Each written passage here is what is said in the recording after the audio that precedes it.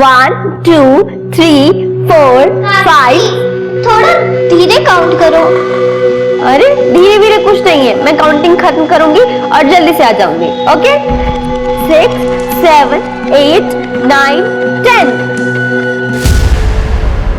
Here I come.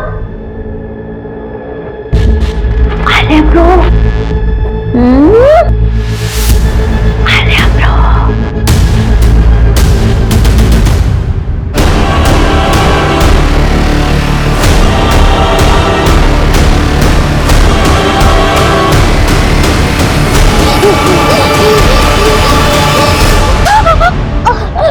मुझे जाने दो ना, मत मारो मुझे। एक कहावत है कि कौवे को दूध से कितना भी नहला दीजिए वो हंस नहीं बन सकता। ठीक वैसे ही दुर्जन व्यक्ति को कितने भी संस्कार दे दें वो सज्जन व्यक्ति नहीं बन सकता। नमस्कार, मैं आशुतोष राणा आप सभी का हार्दिक स्वागत करता हूं क्राइम पेट्रोल के नए अध्याय शातिर क्रिमिनल्स में। हम अक्सर जब भी दुनिया को देखते हैं तो सोचते हैं कि दुनिया इतनी बदहाल क्यों है। कहीं लोग अपने ही दोस्तों को नौकरी से निकलवा रहे हैं, एक दूसरे के क्रिएटिव आइडियाज चुरा रहे हैं, यहां तक कि कुछ देश अपने आसपास के छोटे मोटे कमजोर देशों तक पर कब्जा कर रहे हैं। और इस सब का बस सिर्फ एक ही कारण है, सत्ता की लालच, वर्चस्व की भूख। और आज की हमारी कहानी में मुजरिमों ने लालच के ऐसे पायदान पार कर दिए हैं जिसे देखकर आपके रोंगटे खड़े हो जाएंगे।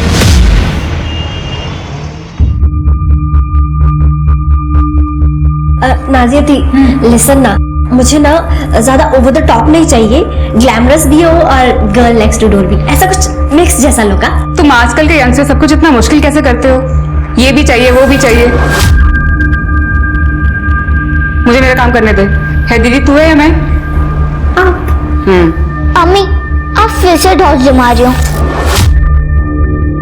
एक तो इसके अब्बू जाते जाते इसको ताना देना अच्छे से सिखा के गए। अम्मी आपको पता है ना, जो इस दुनिया से चले जाते उनके बारे में बुरा नहीं कहते। हाँ, ये किसने सिखाया? अरे मेरी ही मती मारी गई थी। आलिया चलो उठो, जल्दी जाके तैयार हो जाओ, मैं तुम्हें संगीता के यहाँ छोड़ दूँ, फिर मुझे शूट पे जाना है। Bye Kavya, best of luck. Thanks Alia bro. सुन काव्या, ध्यान से जाना, आजकल कोई भी प्रोड्यूसर बनके लड़की को फंसाने की कोशिश करता है। थैंक यू दी। और आप ना बिल्कुल टेंशन मत लो, मेरे साथ मेरी मैनेजर है डेजी, और वो ना इतनी तेज है कि ऐसे प्रोड्यूसर ना दिन में 100 बार बेचते। बाय द वे, मैं कैसी लग रही हूँ? माशाअल्लाह। Thank you.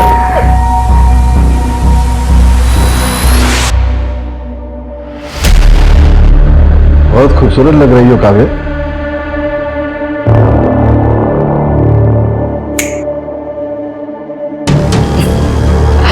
वैसे कामरा साहब, तेजी चालाकियों से कोसों दूर रहती है।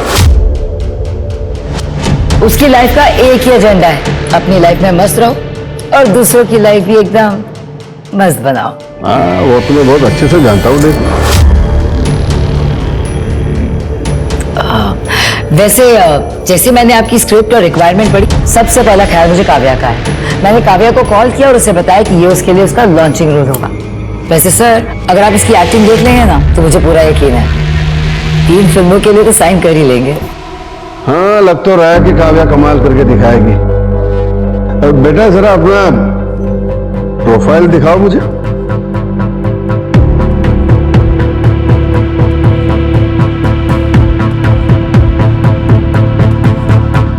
अरे काव्या, सर को जरा अपना बेली डांस मूव दिखाना, मैं गाना चलाती हूँ तुम्हारे घर को। मैं बिना म्यूजिक के दिखा देती हूँ, एक सेकेंड।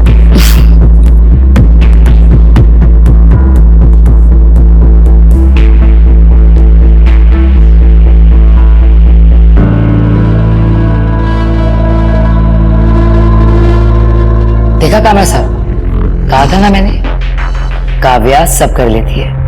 प्लीज आप उसका एक ऑडिशन ले लीजिए। ठीक है, second room to left. Thank you sir, thank you so much, thank you. Daisy, ये मुझे ऑडिशन कब देगी? रिलैक्स हो जाइए कामरा साहब, ऑडिशन भी हो जाएगा, पहले स्क्रिप्ट तो दीजिए।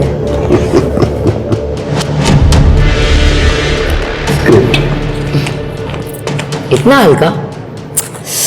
कामरा साहब आप भी ना बहुत कंजूस हो गए, रहने दीजिए आप। अरे मैं मजाक कर रहा था कहीं से। वेट दूसरी स्क्रिप्ट देता हूँ।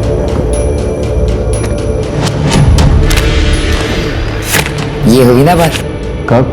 कल रात 9 बजे आपके ऑफिस में।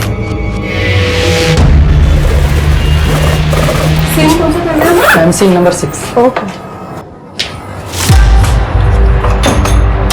टोनी क्या कर रहा है तू? कितनी देर से तेरे को फोन कर रहा हूँ, फोन काहे को नहीं उठाया तूने? ब्रेक था, आलिया साथ थी।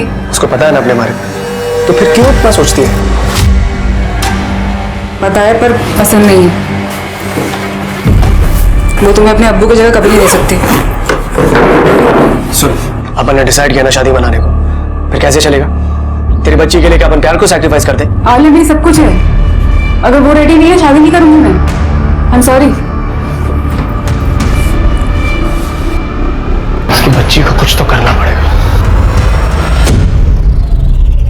अंकल अंकल 10 कर दो ना, अंकल अंकल 10 कर दो। ए, भाग यहाँ से। जब देखो मांगते रहते हो। वैसे भैया इन भिखारियों का भी एक अलग ही टैलेंट है, मांग मांग के लखपति बन जाते हैं।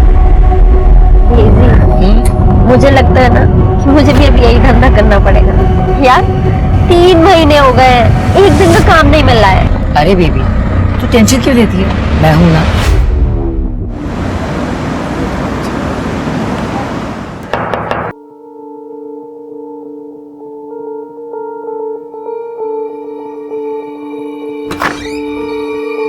टोनी तो क्यों आया यहाँ पर? मैंने तो मना किया था ना। देख, प्यार करता हूं मैं तेरे से, हल्की फुल्की नोकझोंक तो चलती रहती है ना। एक ही शूटिंग में जा रहे हैं, साथ में चलते हैं। आप वही हो ना अम्मी, आपने मुझे प्रॉमिस किया था ना कि आप मुझे दोबारा नहीं मिलोगे। अरे बेटा ऐसी कोई बात नहीं है। देखो मैं तुम्हारी मम्मी को सिर्फ पिक करने आया हूँ। और देख बेटा, मैं बहुत अच्छा आदमी हूँ। तेरी अम्मी से बहुत प्यार करता हूँ मैं, और तुझे भी ना। बहुत गलत हो अम्मी, अम्मी अम्मी अम्मी अम्मी निकालो ना इनको। टोनी मैंने मना किया था, जा यहाँ से। टोनी जो बैठ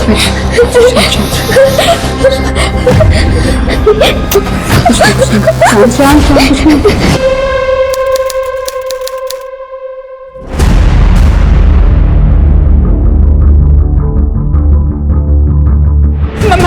मैडम मेरी बच्ची को खोजिए, वो मिल नहीं रही है। वो मैं घर गई थी, घर पे कोई नहीं है।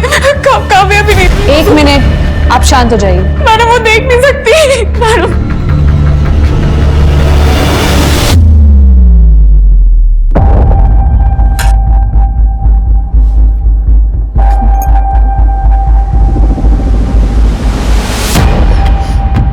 अब बताइए क्या हुआ?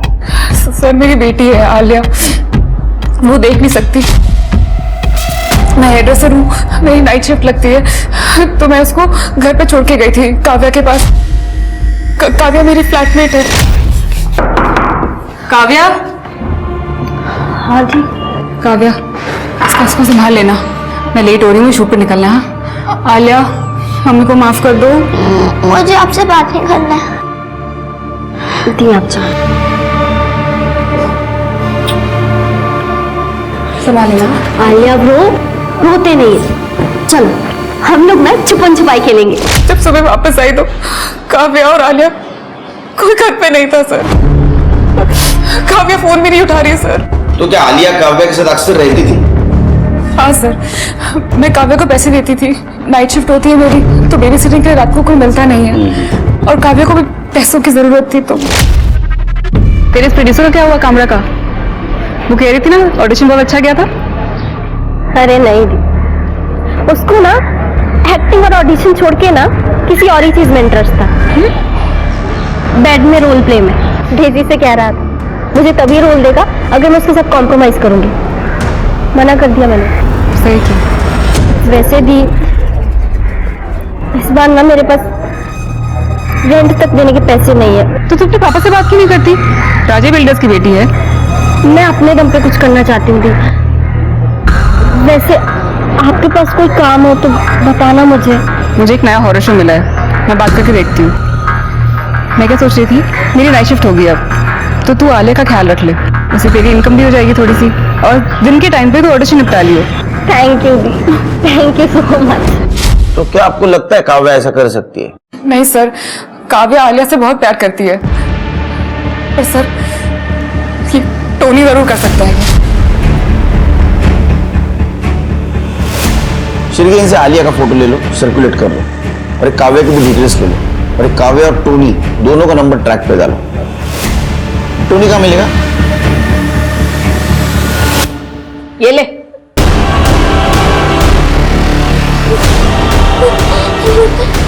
मुझे मेरी मम्मी के पास जाना है।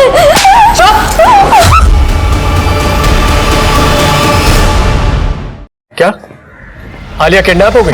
फाइट मास्टर है ना तू, ज्यादा एक्टिंग मत कर, करियर खराब हो जाएगा तेरा। साहब, मैं आलिया को शादी के लिए मनवाने वाला था, उसे किडनैप करके मेरे को क्या मिलेगा? नाजिया मिलेगी तुझे। साहब, मैं नाजिया से सच्चा प्यार करता हूँ, उसे हर्ट करने की सोच भी नहीं सकता। और काव्या को? कहीं ऐसा तो नहीं कि तू आलिया से मिलने गया और काव्या ने तुझे मिलने ना दिया, और इसलिए तूने काव्या को रास्ते से हटा दिया?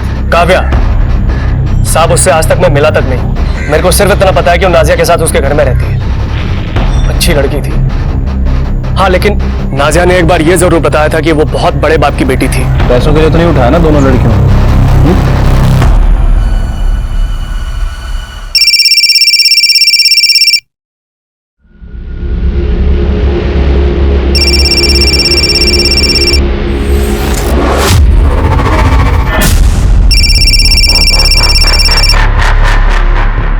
हेलो, तुम्हारी बेटी जो है ना काव्या, वो हमारे पास है। अगर वापस चाहिए ना तो आज रात को 12 बजे जॉगर्स पार्क के बाहर 50 लाख रुपए लेके आ जाओ, नहीं तो ये हलकट दो दूंगा ना, सारी किडनैपिंग पिछवाड़े से निकल जाएगी। रख फोन।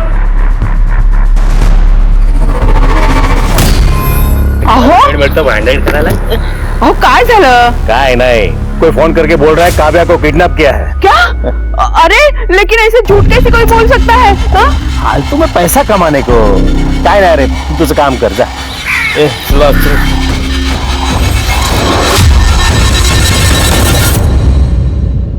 हे बघा सर, काव्या के फोटो किसी ने फ्रॉड में डाले, सोशल मीडिया के मैसेज में उसके बारे में पूरा बुरा लिखा है। कौन है? सुनील कामरा, तेरा बेटा लगा ये?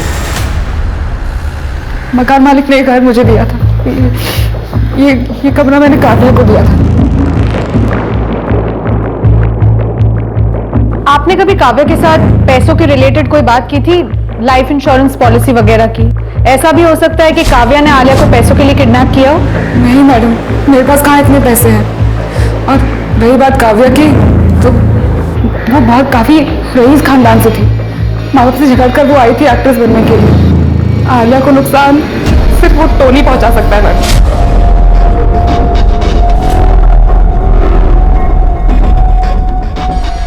मेरी आलिया टोनी के पास ही थी ना? आलिया वहां पे नहीं है। हमने टोनी का घर बहुत अच्छी तरह से चेक किया। मुझे लगता है कि टोनी ने अगर वाकई आलिया को किडनैप किया तो कहीं और रखा होगा।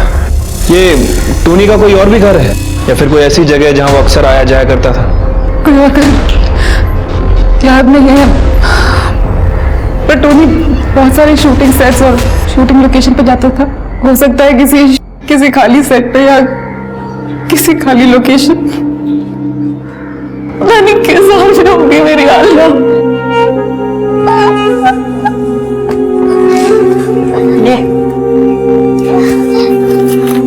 ये रुक, खाना नहीं खाएगी तो अक्कल आएगी।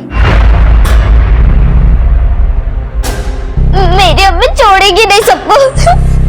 ए सोना, सामान लेकर आ, इस महारानी को सड़क छप बनाना है। अभी लेके आती हूँ।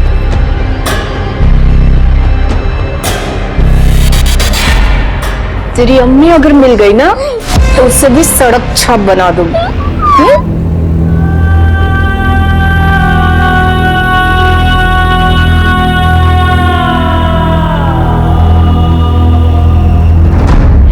अब लग रही है सड़क छाप। ए बंटी सोना, इसे काम सिखा और धंधे का उसूल भी। अरे वो डेजी ने काव्या को दिखा दिखा कर मुझसे पैसे लिए, और फिर दोनों के फोन बंद, दोनों गायब। फोन नंबर दो उनका। सर ये है डेजी का नंबर, ट्रेसिंग पे डाल दो। और कामरा साहब, लड़की बेचना खरीदना कानूनी अपराध है, आपको पता है ना? फिर भी अब ये सब कुछ कर रहे थे। एक अच्छे समाज के मेंबर है वो, ऐसा काम करोगे तो धोखा ही मिलेगा आपको। सर उन दोनों ने मिलकर मुझे उल्लू बनाया, उसका कुछ नहीं। सर मेरी बात का यकीन कीजिए, ये डेजी और काव्या दोनों मिले हुए और पैसों के लिए कुछ भी कर सकते हैं। सर प्लीज प्लीज उन्हें छोड़ना मत। हम हमारा काम जरूर करेंगे, आप अच्छा काम करो।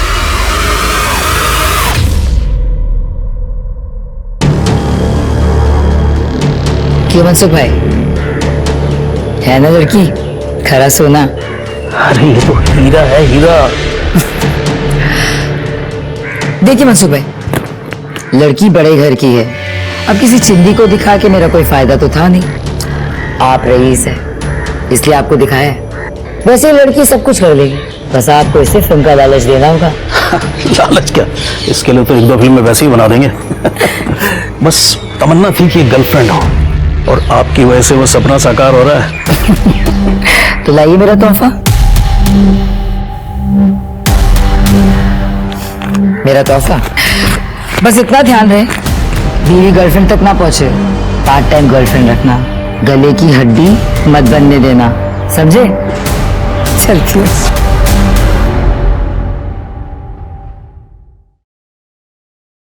सर इतनी ज्यादा शक्कर? अरे तृप्ति, ये शिरके और इसके भाभी की वजह से मैं 4 चम्मच से 2 चम्मच पे आया था, दिमाग चलना बंद हो गया मेरा। बात ध्यान रखो शिरके, 4 चम्मच शक्कर की चाहे दिमाग की बत्ती जलाए, समझे? और ये ह्यूमन ट्रैफिकिंग का बहुत बुरा एक्सपीरियंस है मेरा। लड़की कहाँ है? और टोनी? सर वो टोनी को तो मैंने लॉकअप में रखा हुआ है, उसकी फोन लोकेशन भी चेक की। उसका फोन सारी रात नाजिया के घर के आसपास ही एक्टिव था। नाजिया घर के पास क्या कर रहा था? सर कह रहा था कि दारू पी के नाजिया का वेट कर रहा है। उसके बाद उसे शूटिंग के लिए कॉल आया तो वहां से चला गया। रात को शूटिंग, इसको कॉल आया, इसका नशा उतर गया, इसको तो बाद में देख लूंगा मैं। काव्या के रूम में कुछ मिला? नहीं सर, पर सर नाजिया बता रही थी कि काव्या किसी अमीर बाप की बेटी है और यहाँ फिल्मों में स्ट्रगल करने के लिए आई है। सर बहुत ही सिंपल लड़की है, कोई बुरी आदत नहीं है, सिर्फ डांसिंग और एक्टिंग का शौक है। 1 महीने पहले डेजी नाम की लड़की से मिली थी, तब से काफी खुश थी। लेकिन सर 8 अगस्त की सुबह से काव्या का फोन बंद हो गया, उसी के एरिया में। सर वैसे मैंने नाजिया और काव्या के बैंक स्टेटमेंट भी चेक किए हैं, कुछ खास पैसा नहीं है दोनों के अकाउंट में। इसका मतलब काव्या आलिया को किडनैप नहीं कर सकती, वो भी पैसों के लिए।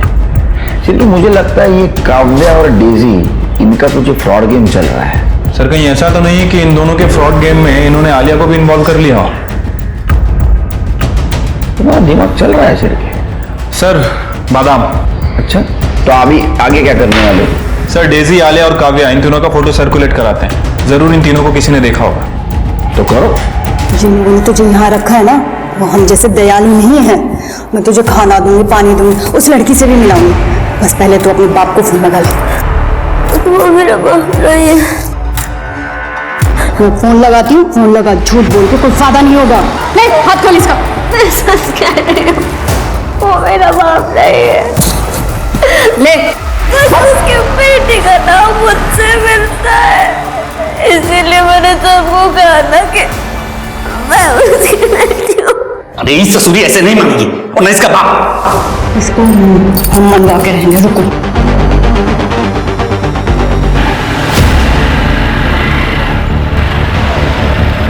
साहब डेजी का पता चल चुका है, एड्रेस मैसेज कर दे। देख कैसे मांगेगी? साहब 2 दिन से कुछ खाया नहीं है साहब, तब बहुत भूख लगी है। ठीक, मैं झूठ नहीं बोलूंगी, मैंने तो खाना खाया है ना। ज्यादा भूखट मत कर, नहीं खींच के दूंगा। पकड़ या भीख मांग। ज्यादा बन रहा है क्या तू? गुड्डू रियाज ने कैसे सिखाया था? जाने दे उसे, सीख जाएगी वो। चले चल तू, चल चलो। सर पहुंच जाऊंगी, टाइम से पहुंच जाऊंगी जी। मैडम इतनी भी क्या जल्दी है, चले? आलिया कहाँ है? आलिया? कौन आलिया? सर मैं किसी आलिया को नहीं जानती।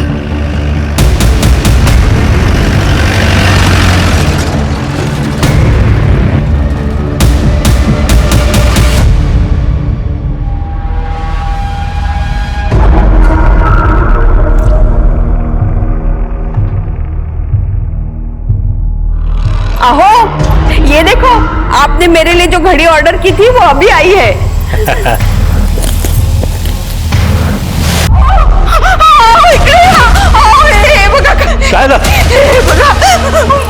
मला खूप भीती वाटते।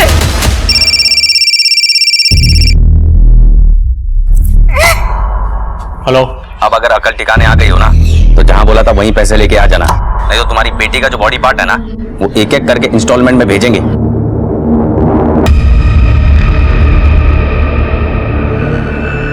हे सगळं काय होतंय? हमारी काव्या तो यूके गई है ना वेकेशन के लिए, तो ये सब। बस तू चिंता काय को कर रही है? मैं हूं ना। ये बंदा जो कोई भी है वो हमें येड़ा बना रहा है। अब देखो मैं कैसे उसे पेड़ा खिलाता हूं। सर मैं कोई इलीगल काम नहीं करती। कामरा को हीरोइन चाहिए थी और मैं काव्या की मैनेजर हूँ, इसीलिए मैंने काव्या को कामरा से मिलवाया था। उसे बेडरूम एक्शन चाहिए था और मैं अपनी हीरोइनों से ये सब काम नहीं करवाती। अरे सॉलिसिटिंग, हाँ ये गलत काम है, पता है ना आपको? आपने इनसे पैसे लिए, मनसुख से पैसे लिए, बाकी बहुत सारे मर्दों से पैसे लिए। सर ये शादीशुदा मिडिल एज बेहुदा इंसान से इन्होंने आपसे कहा और आपने इनकी बात मान ली। सर मुझे तो लगता है तो आप लोग समझदार है। सर ये पैसे वाले लोग अपनी बीवी के सगे नहीं है तो आपके होंगे। जेवढं विचारलं ना तेवढंच बोलायचं, समजलं ना? तुमने और काव्या ने मिलकर सब कुछ किया नहीं उस लड़की के साथ? मैं नहीं जानती कि आलिया कौन है। सर मैं तो खुद परेशान हूँ काव्या को लेके। मुझे एक प्रोड्यूसर से मिलवाना है, उसका फोन बंद आ रहा है। तुम्हारा मोबाइल दो, तुम भी चेक करो।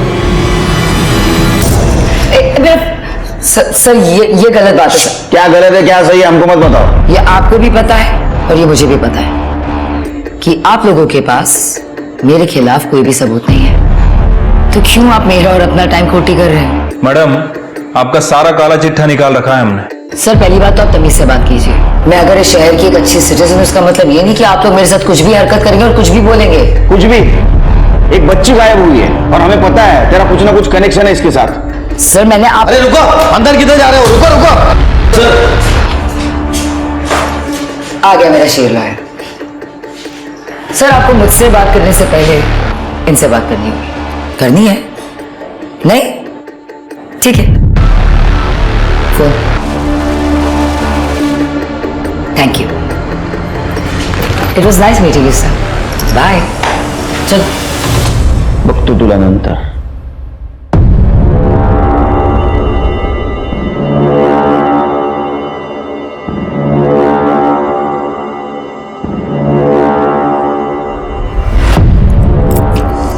बैग रख गया, देखते हैं अभी कब आते हैं।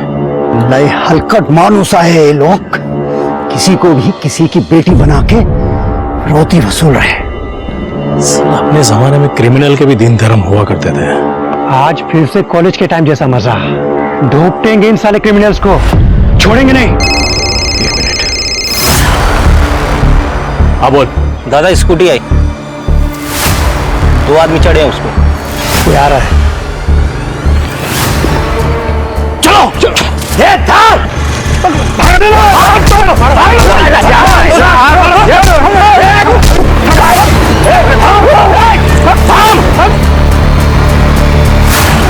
मोहन राजेला धमकी देतोय।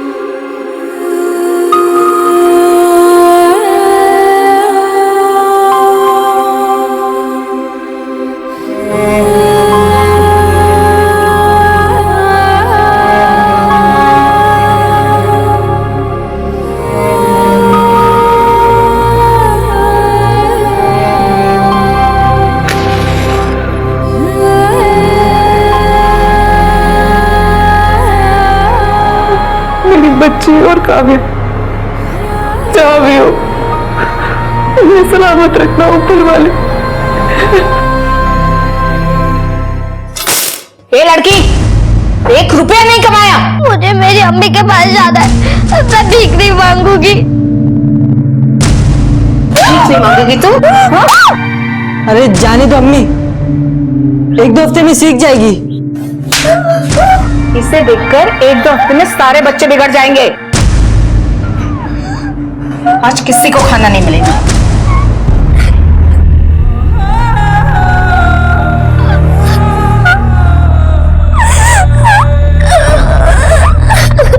कानून के हाथ जितने लंबे होते हैं कई बार उतने बंधे हुए भी होते हैं, और इसी कारण डेजी जैसे लोग कानून का फायदा उठाते हैं। सबूतों के अभाव की वजह से गलत करके भी वे साफ बच जाते हैं। वहीं दूसरी ओर मोहन राजे जैसे लोग हैं जो पुलिस के पास जाने की जगह खुद के कानून बनाकर फैसले करने लगते हैं, बिना जाने समझे कि इसका नतीजा क्या होगा। उन्हें नहीं पता था कि एक मां के लिए अपनी बेटी को खोने का दर्द क्या होता है, और ना ही उन्हें काव्या के टॉर्चर के बारे में सोचने की समझ थी।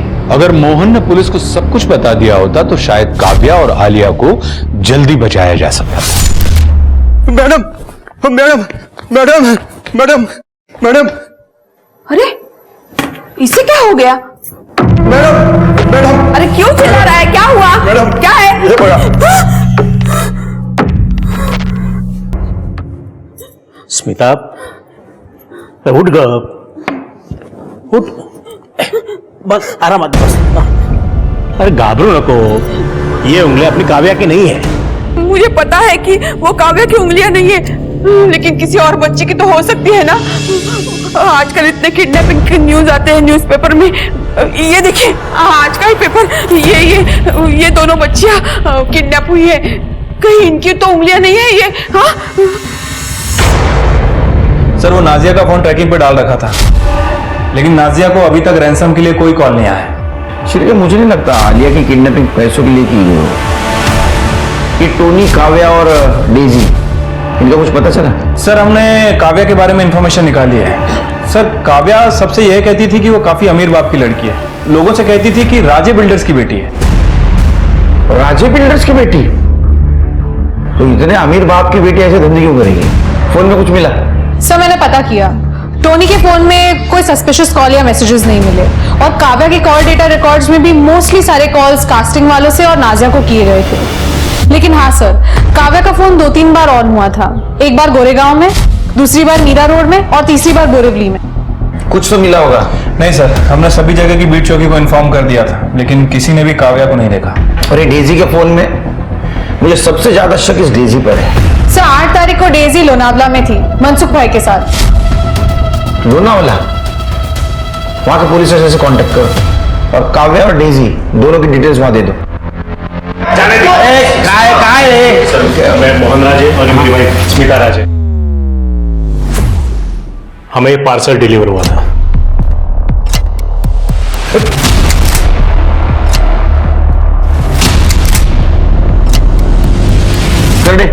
ये उंगलियां फॉरेंसिक के लिए भेज दो। सर, आपको जब पहला फोन आया यहां आ जाना चाहिए था। ओ मला काय माहिती होतं? मेरी बेटी तो यूके में है, रोज वीडियो कॉल होता है। इसका मतलब ये उंगलियां आपकी बेटी की नहीं है? नहीं। इसका मतलब किसी और लड़की को टारगेट किया जा रहा है। आपका कहीं बाहर अफेयर वगैरह तो नहीं? आओ, काय बोलताय तुम्ही? मेरे पति ऐसे नहीं है। ओ केलकर साहब, ये लड़की से मेरा कोई लेना देना नहीं है। आपका डीएनए टेस्ट करवाना होगा। ये पार्सल कैसे आया आपके पास? वो डिलीवरी वाले थे ना, उन्होंने भेजा, बोला किसी ने भेजा है करके। एड्रेस दो उसका। नहीं, वो डिलीवरी वाले ने बताया कि पार्सल उसको रास्ते में दिया था। आपको कॉल जिस नंबर से आया था वो नंबर बताओ, चेक करो।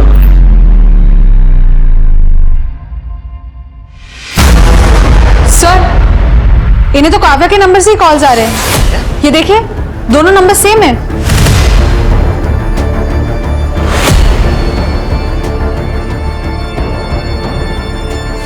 हम चेक करते हैं, कुछ डिटेल्स मिलेंगे तो हम आपको फोन करेंगे। चल रहे नंबर क्या? ये काव्या सबको बोलती थी ना कि वो अमीर बाप की बेटी है। सर, कहीं ऐसा तो नहीं कि किसी ने काव्या को गलत फहमी में अमीर समझ के किडनैप कर लिया? और ये आलिया उसके साथ थी तो उसको भी गायब कर दिया। फिर के काम करो, ये काव्या ने किस किस को झूठ बोला था पता करो। सर ऐसा भी हो सकता है कि ये सब नाजिया ने ही किया हो और अपनी बेटी आलिया को किडनैप करवा दिया हो ताकि हमको उस पर शक ना हो सकता है। ये काव्या किडनैपिंग केस है, सारे प्रूफ और एविडेंस फिर से चेक करो और सिर के मुंबई का मैप लेके आओ। ठीक है सर।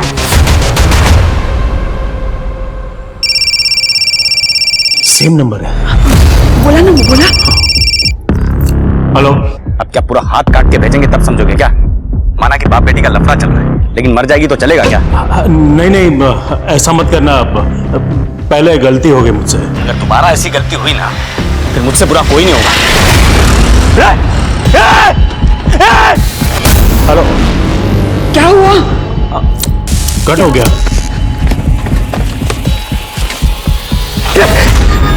क्या करूं? डर तो गया है, गड़बड़ नहीं करेगा।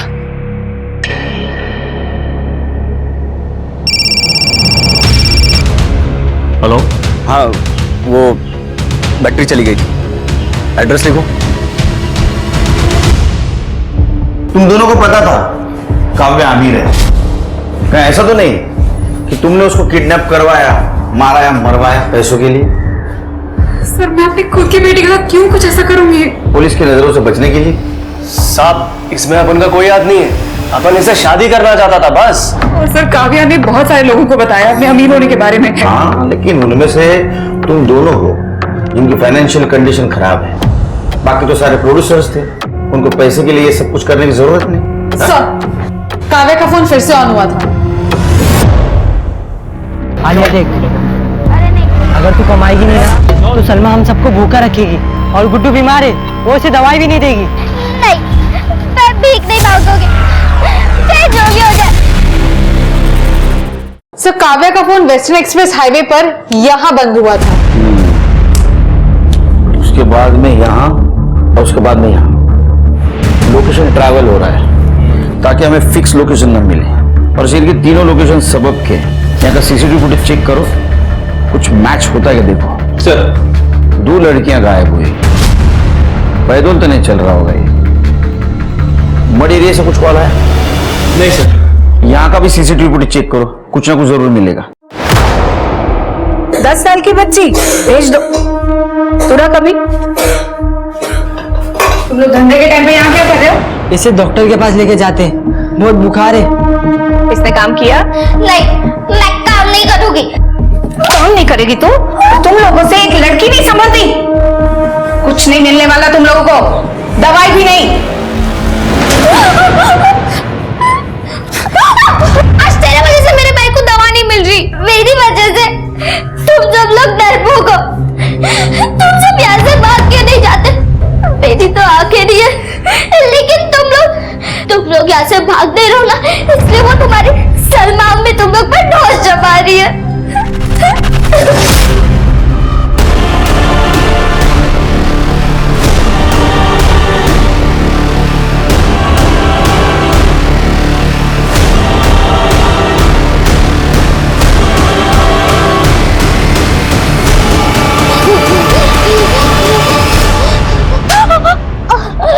मुझे जाने दो ना, मत मारो मुझे। सर मैंने सभी जगह का सीसीटीवी फुटेज चेक किया है और लोकेशन भी चेक की है। एक कॉमन फैक्टर है जो सभी जगह नजर आ रहा है। ये देखिए, ये स्कूटर यहाँ पर भी है, यहाँ पर भी और यहाँ पर भी है। चेहरा नहीं दिख रहा, हेलमेट पहना है इसने। वैसे ये स्कूटर डेजी धवन के नाम रजिस्टर्ड है। लोन पे लिया था सर उसने, लेकिन उसने ईएमआई नहीं भरी और जब बैंक वालों ने स्कूटर को उठाना चाहा तो उसने कह दिया कि स्कूटर चोरी हो गया। कंप्लेंट की थी? नहीं सर। डीजी को लेके आओ। काव्या ने इससे भी झूठ बोला था। सर एक नए नंबर से फोन आया था पैसों के लिए, आज रात को पैसा देना है। हर क्रिमिनल एक गलती करता है, इसने भी कर दी।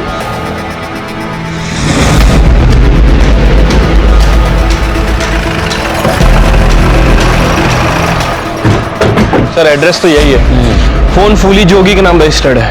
देखो चेक करो।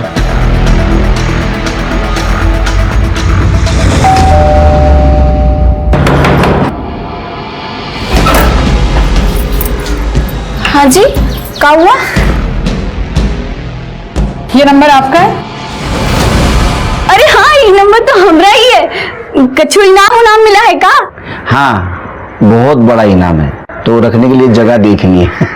तृप्ति। अरे अरे अरे, ऐसे कैसे घुसे जा रहे हैं? कछु बताएंगे?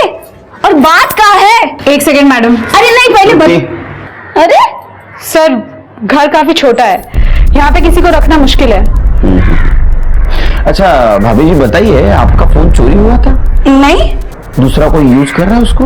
नहीं नहीं, हम अपना फोन वहाँ किसी को नहीं देते हैं। और जब हमारे पति घर पे नहीं होते हैं ना, तो हम अपना दरवाजा हमेशा बंद रखते हैं। इस वक्त कहाँ है आपके पति? ये दोनों लड़कियों को जानती हैं आप? पता नहीं कहाँ जाते हैं, बताते भी नहीं हमको। हमको तो लगता है उनका किसी के साथ चक्कर चल रहा है। हे भगवान, इसके साथ भी चक्कर चला लिया इन्होंने। मैडम, जितना पूछा गया उतना बताइए। हम नहीं जानते, मगर हाँ, कल हमारा फोन खराब हो गया था तो वो बनवाने ले गए थे, और हमको कुछ नहीं पता है। आपके पति जो काम क्या करते हैं? डिलीवरी बॉय है। अच्छा, डिलीवरी बॉय है। मुझे लगता है यही है वो, जिसने मोहन राज के घर पे उंगलियां डिलीवर की। डिटेल्स निकालो, फोन ट्रैक पे डालो। सर, शिरके मड एरिया में से जहां से हमें कॉल आया था, मुझे लगता है ये काव्या और आलिया दोनों उसी एरिया में होंगी। और ये काव्या की उंगली काटी गई थी ना? हाँ सर, मैंने काव्या के घर से मिले डीएनए से मैच किया, वो काव्या की उंगलियां हैं। और सर डॉक्टर्स का कहना है कि काव्या जब जिंदा थी तब वो उंगलियां काटी गई। तो शिरके उसके घाव भरने के लिए मेडिसिन की जरूरत पड़ी होगी। चेक करो, मड एरिया के किसी मेडिकल में से दवाई खरीदी नहीं है क्या? सर बस रुक, मैं आई रही हूँ। 2 मिनट बस आई रही हूँ। डेजी धवन, फाइनली हमें तुम्हारे खिलाफ सबूत मिल गया है। तो यार, ये पुलिस के पचड़े खत्म ही नहीं होते। 2 मिनट तेरे को कॉल बैक करती हूँ। क्या सबूत? ये बाइक, इसका लोन आपके नाम पे ही है ना? हाँ, मैंने इसके पैसे दिए थे। मतलब संतोष को वो स्कूटी मैंने ही खरीद के दी थी। क्यों? कौन संतोष? मेरा कैब ड्राइवर है, मैं उसी के साथ आती जाती रहती हूँ। उसी की कैब में बाहर खड़ा है।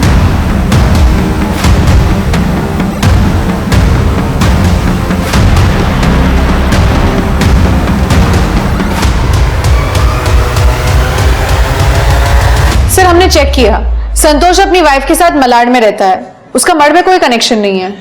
और सर वो मेडिकल का पूरा सामान मठ से ही खरीदा गया था। लेकिन प्रॉब्लम यह है कि उस एरिया में केवल एक ही मेडिकल स्टोर है, और वो एरिया काफी बड़ा है, वो लोग कहीं भी हो सकते हैं। और सर, मैंने देखा उस दिन संतोष की कैब काव्या के घर के एरिया में ही थी, जिस दिन काव्या गायब हुई थी, 8 अगस्त की सुबह।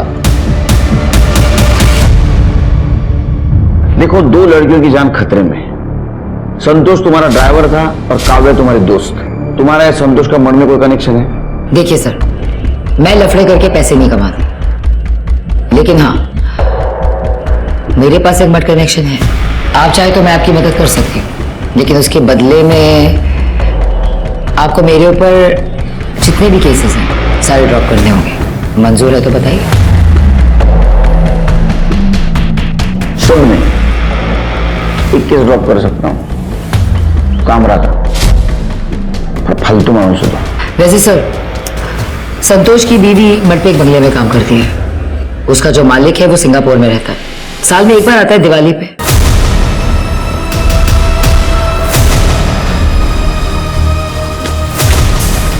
शिरके, एम्बुलेंस बुलाओ, चेक करो।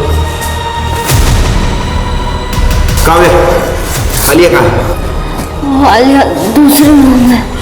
दूसरे कमरे में। ढूंढो उसको। चलो लेके चलो। ठीक हो? सर, पूरा घर खाली है, आलिया कहीं नहीं मिली। क्या करोगे उसको जिंदा रख के? फंसना है क्या भाई? फंसना बसना कुछ नहीं, बहुत हो गया। उस चक्कर में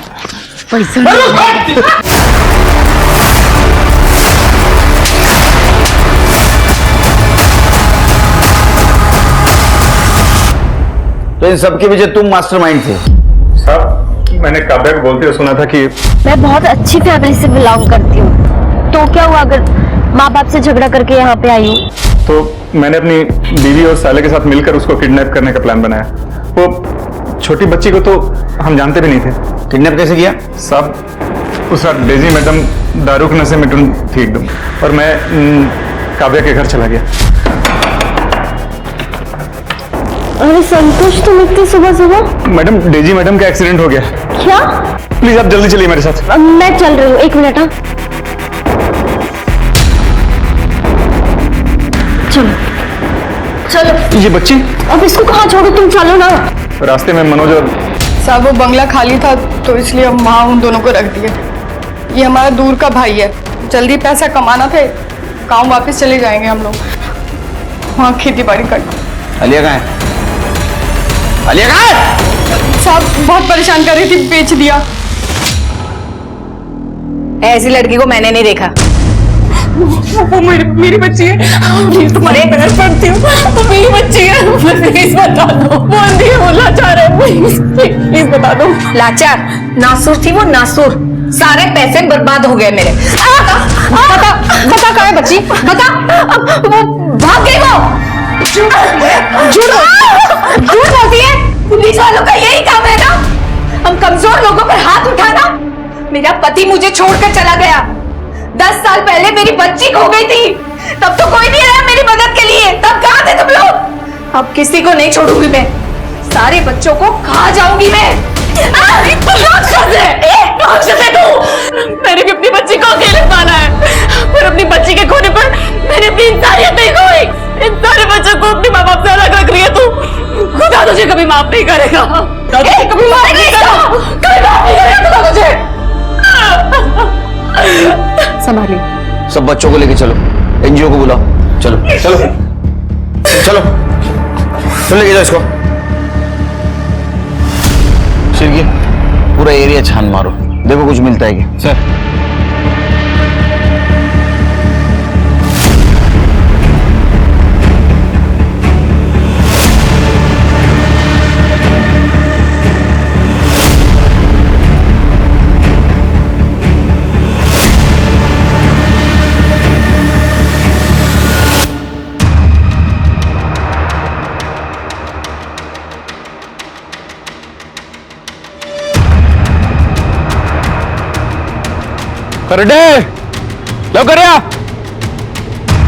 सर ये देखो, लगता है इसे अभी खोद के फिर से भरा गया। गड्ढा खोदने वाले को बुलाओ। सर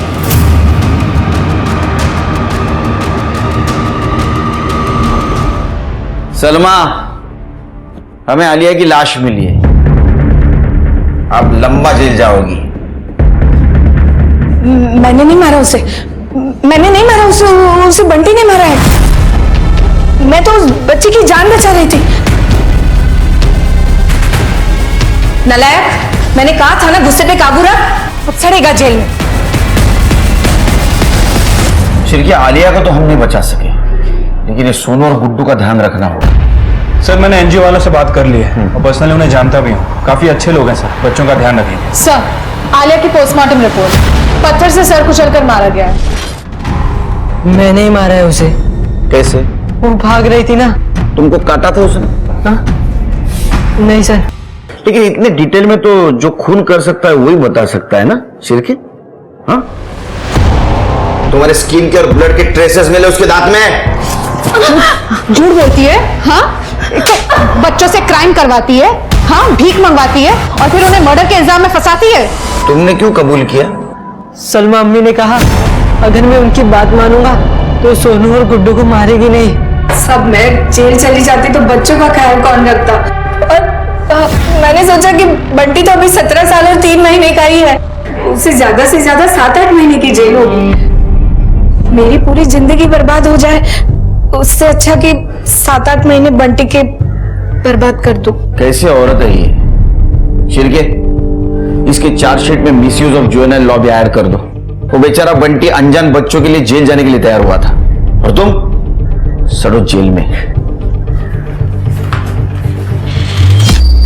सलमा, बिंदिया, मनोज, डेजी सब कहीं ना कहीं अपनी लालच की गिरफ्त में थे और अपने इसी लालच के राक्षस को उन्होंने अपने ऊपर हावी होने दिया। किसी जिंदा इंसान के शरीर के हिस्से को काट काट कर बेचना ताकि थोड़े से पैसे मिल सकें, ऐसी विकृत मानसिकता किसी सामान्य इंसान की तो हो ही नहीं सकती। वहीं सलमा खुद एक मां होकर एक बच्चे की जान लेने से नहीं चूकी और उसके बाद उसने जुवेनाइल लॉ का दुरुपयोग करके बंटी को मर्डर के आरोप में फंसाना चाहा, पर फॉरेंसिक साइंस और पुलिस की वजह से सही मुजरिम पकड़ लिए गए।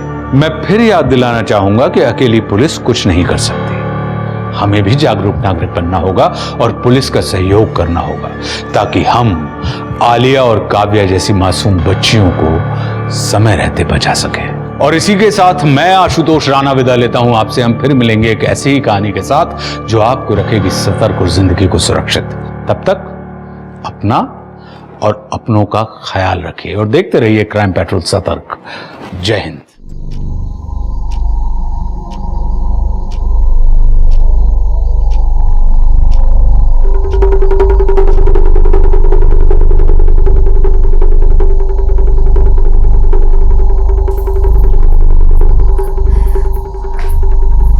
हेलो रिया, बेटा निधि को निकले 2 घंटे हो गए लेकिन वो अभी तक घर नहीं पहुंची है।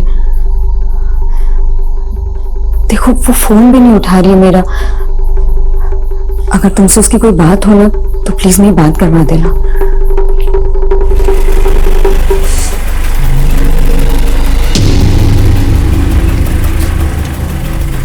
निधि, कहाँ थी तू?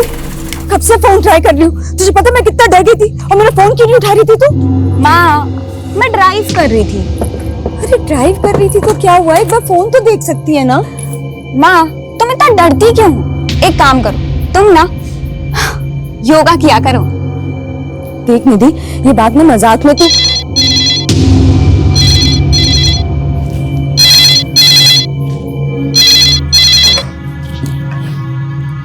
हेलो, कैसी हो मेरी जान?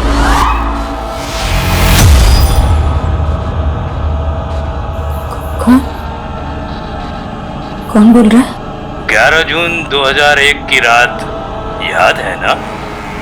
मैं लौट आया हूँ, जल्दी ही मिलूंगा तुमसे मेरी जान। क्या हुआ मम्मा?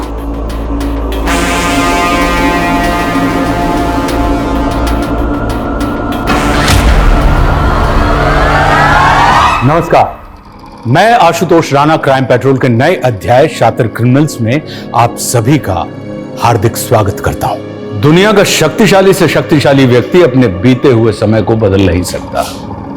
याद रखिए, हमारा अतीत हमारे साथ परछाई की तरह चलता है। हम लाख कोशिश कर लें मगर हम अपने अतीत को बदल नहीं सकते, उसे झुठला नहीं सकते। वक्त का पहिया रीमा को भी उस मकाम पर ले आया था जहां उसका खौफनाक अतीत उसके सामने सुरसा की भांति मुंह खोले हुए खड़ा था और अतीत की यह दस्तक रीमा की जिंदगी पर कहर डालने वाली थी।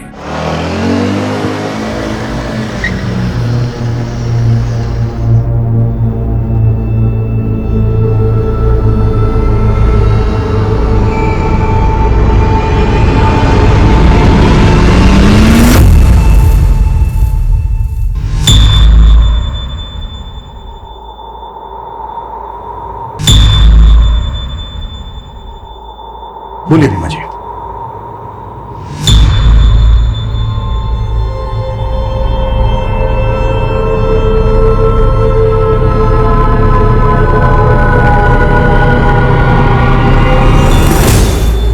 रीमा जी, अगर आप कंफर्टेबल नहीं हैं तो इट्स ओके, हम फिर किसी दिन बात कर सकते हैं।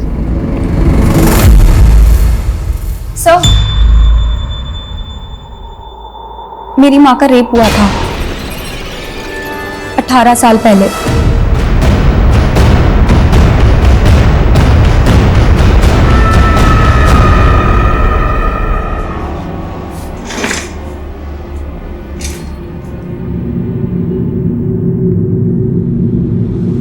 शिवा जी, आपने बहुत अच्छा किया जो अपनी बेटी की बात मानी। अपने गुजरे भयानक अतीत का सामना करने के लिए बहुत हिम्मत चाहिए होती। रीमा जी, 18 साल पहले जो ये दर्दनाक घटना आपके साथ घटी, ये आप हमें डिटेल में बताइए प्लीज। 11 जून 2001 की रात थी।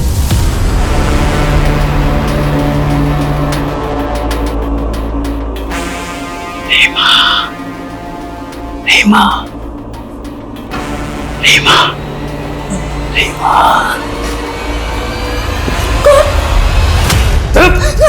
आवाज नहीं। कौन है? जब नहीं तो तेरी बीवी विधवा हो जाएगी। चल अभी लेट जा। बांध इसे। तेरा कस के बांध, खोले नहीं।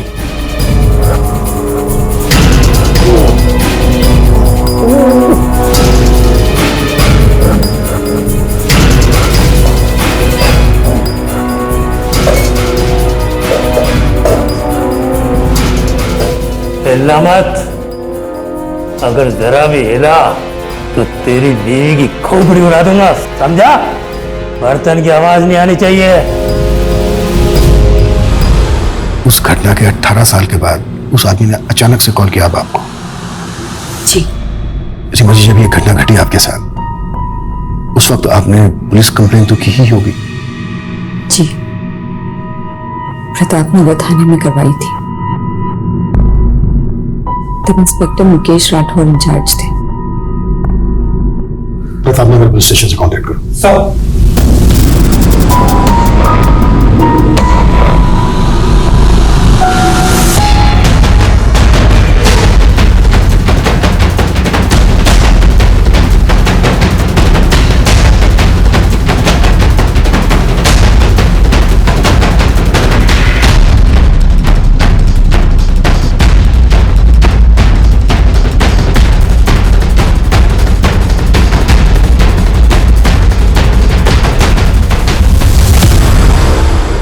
दोनों स्टेटमेंट अलग है? मतलब? या सर, ये रीमा का रीसेंट स्टेटमेंट है जो उसने हमें दिया है, और ये 2001 का स्टेटमेंट है।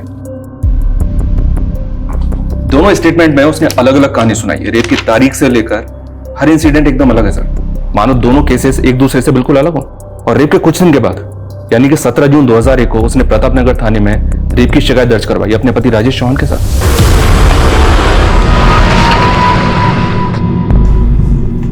बोलिए रीमा जी, डरिए मत।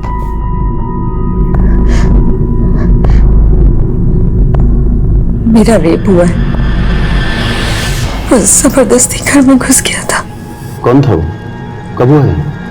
13 जून। पूरी बात बताइए रीमा जी। तब आप क्या कर रही थी? आपके पति कहाँ थे? इनकी नाइट ड्यूटी थी। करीबन 10 बजे मैं अपने कमरे में सो रही थी जब रीमा, आप घर कब लौटे? करीब 1:30 बजे जब मैं घर आया तो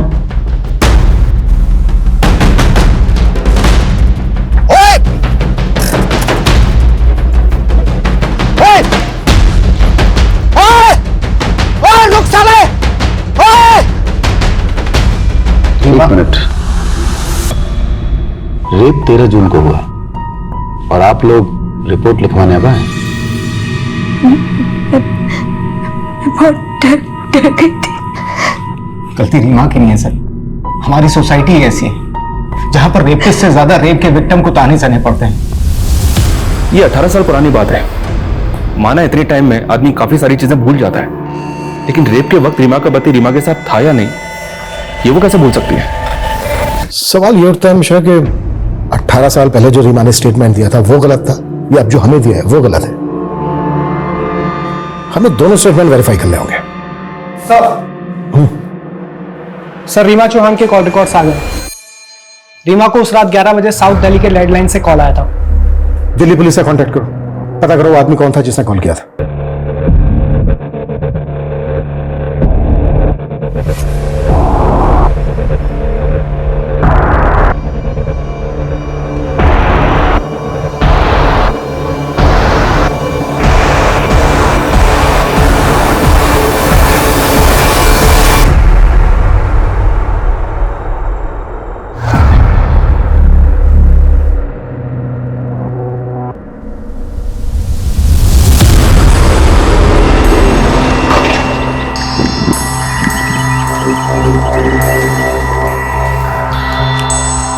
चेक करो।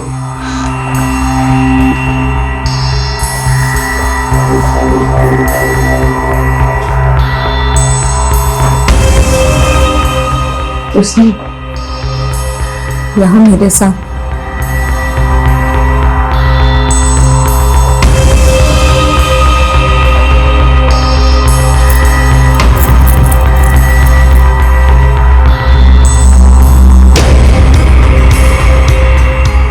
अच्छा, आपने बताया कि उसने गमछे के टुकड़ों से बांधा था। वो टुकड़े कहाँ हैं? वो तो वो अपने साथ लगी है।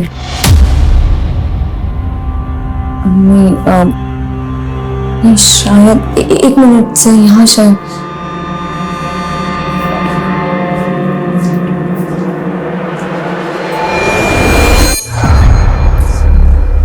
ये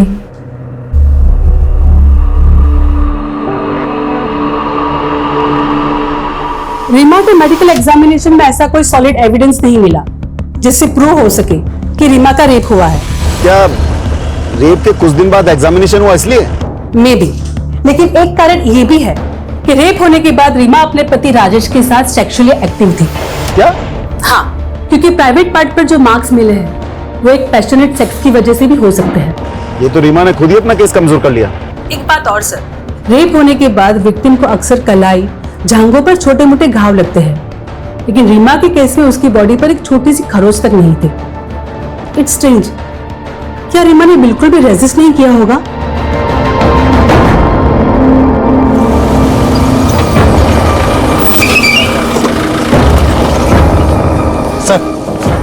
सर आपको एक बात बतानी थी। क्या?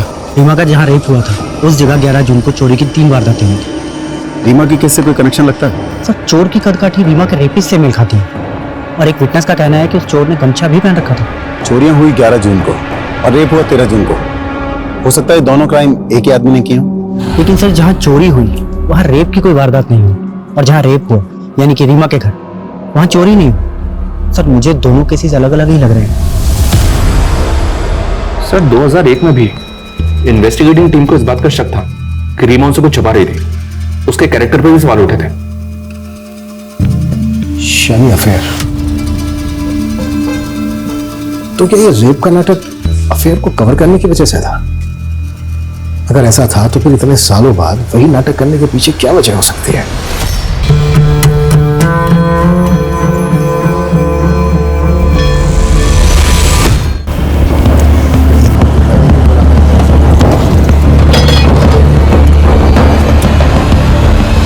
सर आप हम लोगों पर ही शक कर रहे हैं? मेरी बीवी के साथ गलत हुआ सर, और आप लोग। राजेश, मैं तुम्हारा फ्रस्ट्रेशन समझता हूं, पर सवाल खड़े हो रहे हैं। तुमने एफआईआर फाइल करने में देरी की। सर मैंने बताया था ना कि रीमा डरी हुई थी। यही नहीं, रीमा का रेप होने के बाद भी तुम और रीमा सेक्सुअली एक्टिव थे।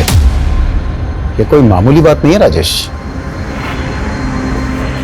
तब मुझे पता ही नहीं था कि रीमा के साथ में रेप हुआ है। क्या?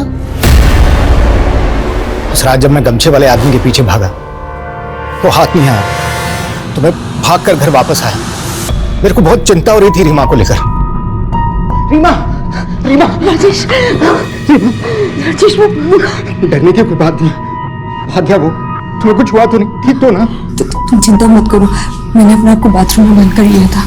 थैंक गॉड, तुम्हें कुछ हुआ नहीं, वरना रीमा को देखकर लगा ही नहीं कि उसके साथ किसी ने जबरदस्ती की है। लेकिन कुछ दिन बाद, अरे रीमा जल्दी बाहर निकलो यार, लंच बॉक्स दे दो, लेट हो रहा हूं।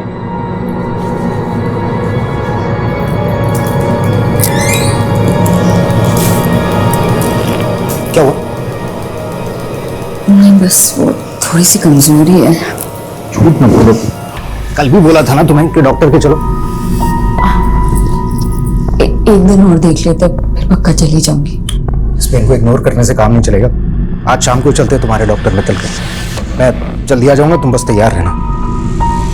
डॉक्टर मित्तल गायनोकोलॉजिस्ट हैं। उन्होंने मुझे बताया कि रीमा के साथ मैंने घर आते ही सीधे सीधे रीमा से पूछ लिया।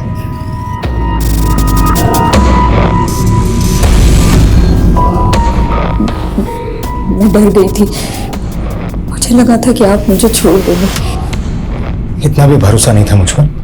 अरे भूल तुम्हारी नहीं है, तुम्हारे साथ गलत हुआ है। उस कमीने को तो छोड़ूंगा नहीं मैं। रीमा, हम पुलिस के पास जाएंगे। पुलिस? हाँ रीमा, हमें पुलिस के पास जाना ही होगा। अच्छा, ये गमछे वाला आदमी कौन हो सकता है?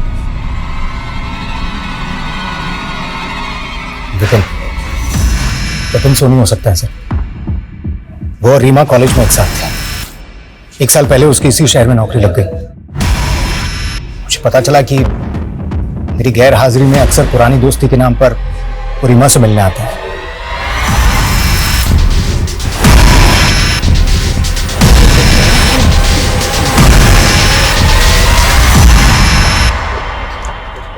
जगन सर, पूजा दहिया रेप केस की फाइल निकालो। जी सर।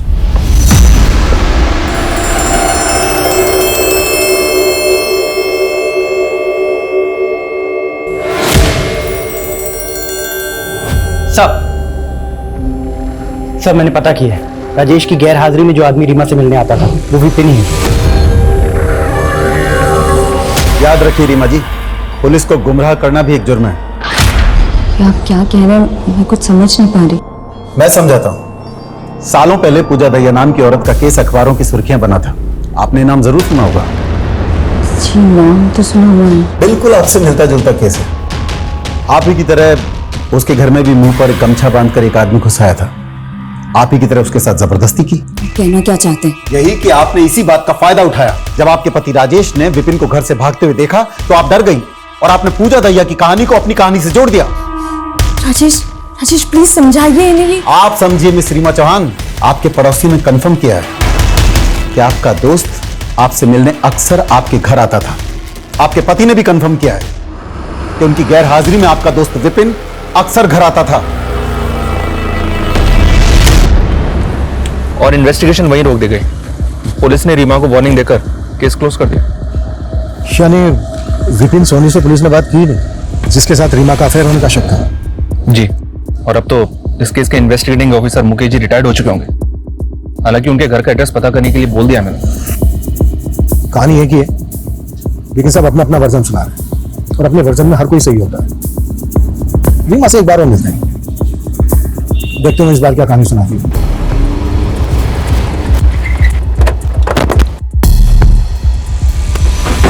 आपको मेरी बात पे यकीन नहीं है? रीमा जी, हम बातों पर नहीं सबूतों पर यकीन करते हैं। और आपकी कहानी में तो कई कहानी मिली हुई है। 18 साल पहले आपने कुछ और कहा था, आपके पति ने कुछ और कहा था, और अब आप हमें कुछ और कहानी सुना रही है। बेटा, शायद आपकी मदर आपके सामने कंफर्टेबल नहीं है, सो प्लीज। निधि, तो रुक। 18 साल पहले मुझे बुरी बीवी माना गया था, जो अपने पति को धोखा दे रही थी, जिसने अपनी रेप की झूठी कहानी सुनाई। लेकिन ये सब मैंने सिर्फ अपने पति के कहने पे किया था। हमें पुलिस की नहीं, पुलिस नहीं, पुलिस नहीं, बिल्कुल नहीं। भूल जाओ कि तुम्हारे साथ कुछ हुआ है, सब कुछ भूल जाओ। राजेश, ये आप क्या कह रहे हैं? मेरी इज्जत? यार, तुम्हारी इज्जत से ज्यादा मेरा नाम, मेरा रुतबा, मेरी मर्दानगी मायने रखती है। हाथ जोड़ता हूं, प्लीज किसी से कुछ नहीं कहोगे तुम, कुछ भी नहीं।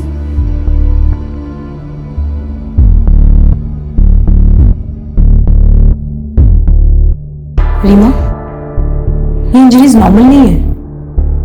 बताओ मुझे क्या हुआ है? कुछ भी। रीमा, तुम कुछ छुपा रही हो ना? आप क्यों जिद कर रही हैं? रीमा के लिए यही सही है कि वो सब कुछ भूलकर। ये भूलने वाली बात नहीं है राजेश। रीमा के साथ जो है वो गुनाह हुआ है और गुनहगार को सजा मिलना जरूरी है। तुम उसके पति हो, तुम्हें उसका साथ देना चाहिए। और अगर तुम में हिम्मत नहीं है तो मुझे कह दो, मैं इसे पुलिस स्टेशन लेके चली जाऊंगी। नहीं, आपको कुछ करने की जरूरत नहीं है। मैं ले जाऊंगा रीमा को पुलिस के पास। मजबूरी में राजेश को मुझे पुलिस स्टेशन ले जाना पड़ा, लेकिन वहां उसने मुझे पूरा सच नहीं बताने दिया।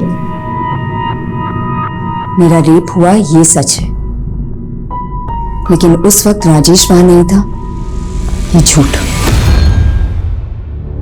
चलो माना आपने अपने पति के कहने पर झूठी गवाही दी, लेकिन आपने रेप के तुरंत बाद अपने पति के साथ फिजिकल रिलेशन बनाए। सेकंड, अगर सही वक्त पर मेडिकल एग्जामिनेशन हो जाता तो रेपिस्ट को पकड़ने में आसानी होती।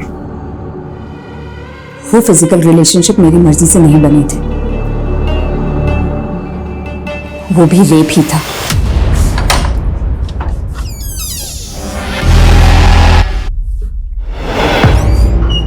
शराब भी कराए? हाँ, आया हूं पी के। तो उस आदमी ने तो सिर्फ मेरे शरीर को दर्द दिया था, लेकिन राजेश। और जब आप डॉक्टर से मिली तो आपने डॉक्टर को अपना सारा सच बता दिया। कुछ सोचा नहीं था सर, बस जिसने थोड़ी सी हमदर्दी दिखाई उसके सामने दिल खोल के रख दिया। तो जो आपके पति ने दिखाया पुलिस ने उसी को सच मान लिया और आपका सच सामने नहीं आया। आता कैसे? पुलिस ने ना कभी डॉक्टर ना कभी विपिन से कोई बात की। विपिन कभी आपसे मिलने आया था? नहीं, विपिन पे बहुत प्रेशर बन गया था, इसलिए वो शहर छोड़ के चला गया था। लेकिन आपके पड़ोसियों ने तो उस वक्त बयान दिया था कि आपका रेप होने के बाद विपिन आपसे मिलने आया था। ये भी राजेश की चाल थी। विपिन अच्छा लड़का था, हंसमुख था। राजेश ने कहा था कि वो विपिन को मेरे पास भेजेगा ताकि मेरा मन बहल जाए, पर बाद में समझ आया ये सिर्फ राजेश का प्लान था ताकि सबकी नजरों में मैं झूठी बन जाऊं। और वही हुआ। एक रेप विक्टिम से ना सोसाइटी यही एक्सपेक्ट करती है कि वो मजबूर दिखे, दुखियारी दिखे। अगर वो थोड़ा सा हंस ले, नॉर्मल जीने की कोशिश करे तो पता नहीं क्या चुप जाता है लोगों को। पूजा दहिया को जानती हैं आप? पहले आप ही के इलाके में रहती थी। उसके घर में भी एक आदमी ठीक आप ही के घर की तरह चेहरे पर गमछा बांध के घुस गया था। जी, मैंने सुना तो था कि पूजा दहिया के केस में किसी को अरेस्ट किया गया। पूजा दहिया का केस स्टडी किया था तुमने? जी सर, और मुझे ऐसा लग रहा है कि पूजा दहिया और रीमा चौहान का केस आपस में कनेक्टेड है। तो क्या उस आदमी ने पूजा दहिया से भी कांटेक्ट किया होगा? इतने सालों के बाद वो अपने विक्टिम को कॉल क्यों करेगा? यह केस पुलिस के सामने एक चुनौती बन के खड़ा था। वारदात एक थी, लेकिन कहानियां अलग अलग। क्या राजेश ने अपने स्वार्थ के लिए झूठ का जाल बुना था, या पीड़ित नजर आ रही रीमा सबकी नजरों में धूल झोंक रही थी? अगर यह खेल रीमा का रचाया हुआ था तो आखिर इसके पीछे उसका इरादा क्या था? और यह पूजा दहिया, ये कौन थी जिसका जिक्र छेड़ा गया था? क्या थी पूजा की कहानी?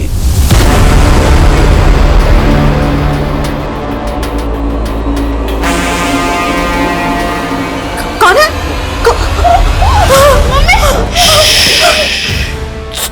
चुप, कोई आवाज नहीं। कौन हो तुम? अंदर कैसे है? चुपचाप रहना, कोई आवाज नहीं करना, यहीं बैठा रहे।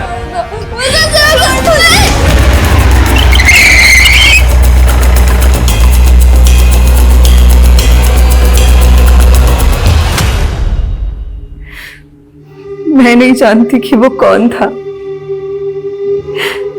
उसने अपना चेहरा गमछे से छुपा रखा था। उसके बोलने का तरीका, उसके कपड़े, या फिर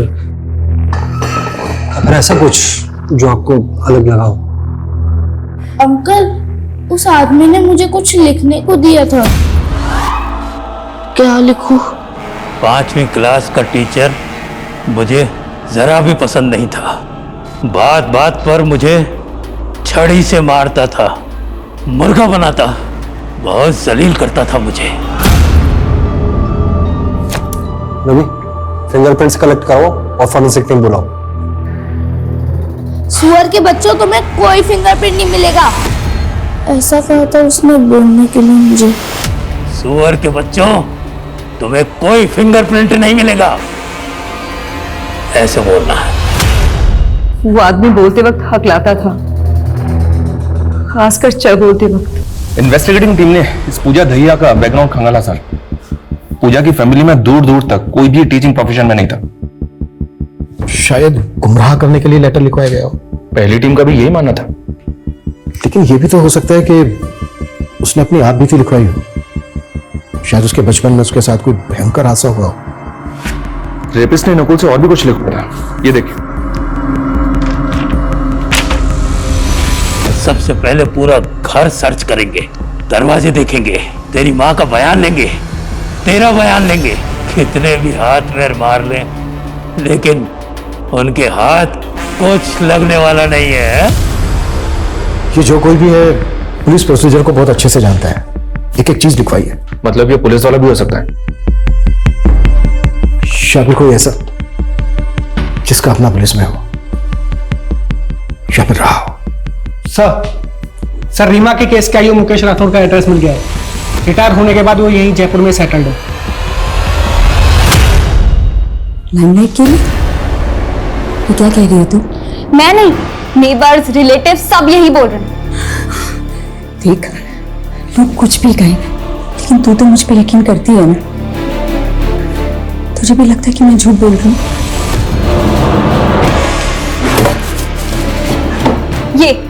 ये पापा की डायरी है ना, इसमें भी यही लिखा है कि आप अटेंशन पाने के लिए कुछ भी कर सकती हो।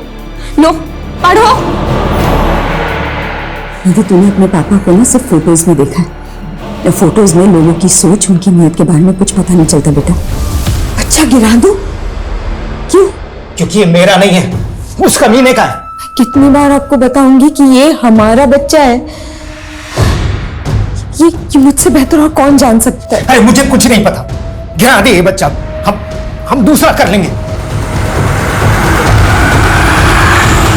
बहुत कोशिश की तेरे पापा ने मेरा अबॉर्शन कराने के लिए, लेकिन कोई डॉक्टर राजी नहीं हुआ।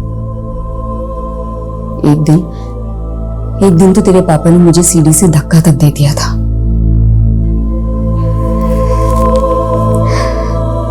लेकिन तेरी किस्मत में ना जीना लिखा था। मुझे लगा तेरी शक्ल देख देख कर ना अब राजेश के अंदर का बाप जाग जाएगा। एक दिन किसी ने मजाक में उनसे कह दिया कि तेरी शक्ल उनसे नहीं मिलती। बस उस दिन वो बिल्कुल टूट गए थे। मैंने समझाने की बहुत कोशिश की, लेकिन वो एकदम खामोश हो गए थे। लेकिन तेरा चेहरा देखकर हमेशा रुक जाती। मैं ये सब कुछ ना बुरा सपना सोचकर भुला चुकी थी, लेकिन अब वही सब कुछ हो रहा है मेरे साथ। मैं ये सब सहन कर सकती हूँ, लेकिन दुख इस बात का है कि तू भी मुझ पर यकीन नहीं करती।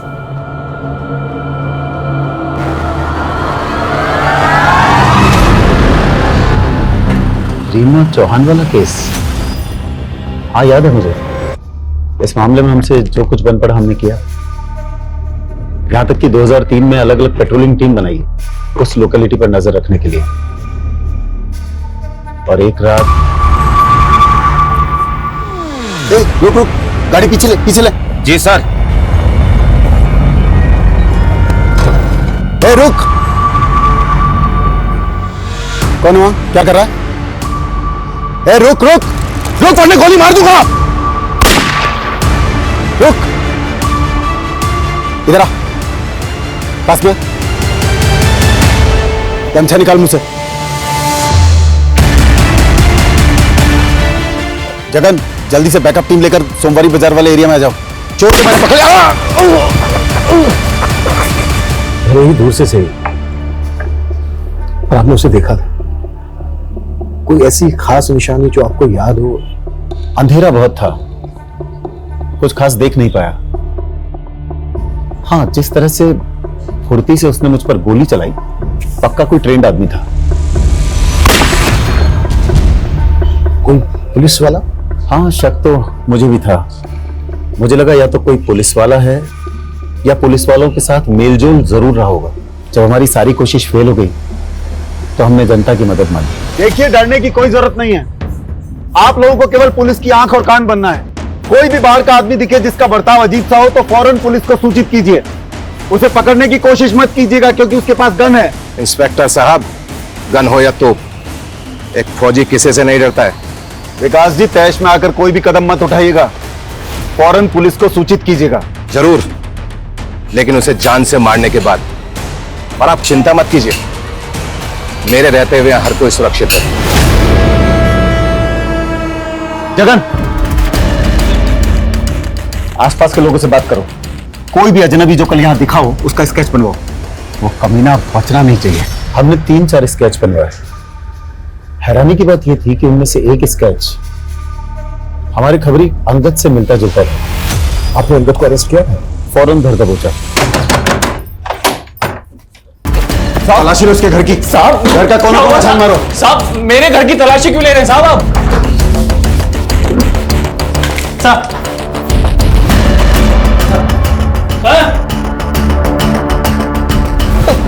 ये घड़ी, ये ज्वेलरी, ये कंगन कहां से आए साहब तेरे पास? ये सब उन्हीं का है ना जिनका रेप हुआ है? साहब, मैं सच कह रहा हूँ साहब, मुझे कुछ नहीं पता। मैं महीने में ठीक से 10 दिन भी घर पे नहीं रहता हूँ साहब, तो मुझे पता नहीं है सामान कहाँ से आया। तू ऐसे नहीं उगलेगा। ये चलो इसे थाने। तो फिर अंगद को आपने रीमा के केस से कनेक्ट क्यों कैसे करते? एक तो अंगद ने कभी अपना जुर्म कबूल नहीं किया, दूसरी रीमा तब तक अपनी बेटी के साथ शहर छोड़कर जा चुकी थी। हाँ, इस बात का सुकून है कि मेरे ट्रांसफर होने से पहले ये केस क्लोज हो गया। 18 साल के बाद उस आदमी ने फिर से रीमा से कांटेक्ट किया। क्या? यस। आपको क्या लगता है, क्या ये अंगद हो सकता है? अंगद कैसे हो सकता है? अंगद तो 2013 में जेल में मर गया, दिल का दौरा पड़ा था उसे। सर, अंगद को मरे हुए पूरे 6 साल हो चुके हैं। ये रीमा चौहान ये सब नाटक पब्लिसिटी के लिए कर रही है फॉर श्योर। कैसी पब्लिसिटी? क्या मिलेगा उसको पब्लिसिटी का? एक बार को अपने बारे में ना सही, पर कम से कम अपनी बेटी के बारे में तो सोचो। और वैसे भी ये तो कंफर्म है ना कि उस रात रीमा को कॉल आया था। हेलो, कैसी हो मेरी जान? ये भी हो सकता है सर, कोई कॉपी कैट। चांसेस बहुत कम है। चलो मान लेते हैं कि मुझे अभी भी फरार है। वक्त के साथ उसका काम करने का तरीका भी बदला, पहले चोरी, फिर रेप, उसके बाद मर्डर्स। जब रीमा का रेप हुआ तब उसकी उम्र होगी कोई 35-37, तो इस वक्त उसकी उम्र होनी चाहिए 52 से 55 के बीच।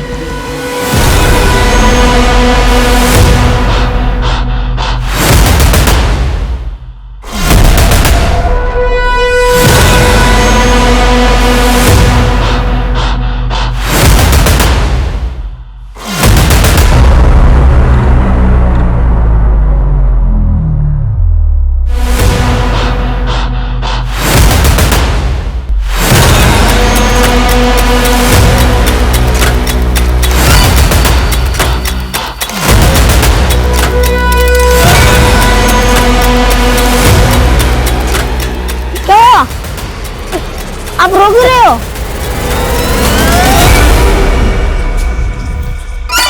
गुंजन, माँ को चल के सब बताना, अभी डरना मत।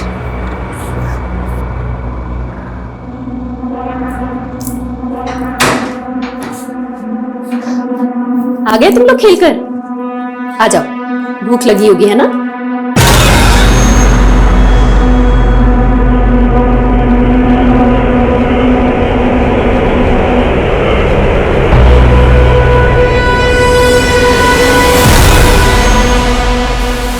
बेटा, ये सूरज अंकल हैं, अब हम लोग के साथ ही रहेंगे। नमस्ते करो।